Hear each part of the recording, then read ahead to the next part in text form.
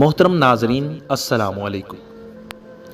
آج ہم تعبیر خواب کی سب سے مستند کتاب تعبیر الرؤیا میں سے خواب میں تیر دیکھنے کی مختلف تعبیریں پیش کرنے جا رہے ہیں، تو آئیے شروع کرتے ہیں۔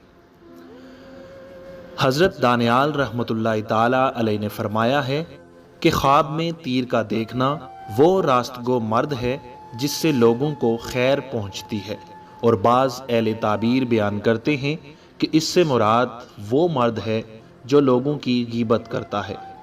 اگر کوئی شخص خواب میں دیکھے کہ کسی نے اس کی طرف تیر پھینکا ہے تو دلیل ہے کہ اس کو کسی کی طرف سے پیغام پہنچے گا، خاص کر اگر دیکھے کہ اس نے چبھانے کے لیے تیر پھینکا ہے۔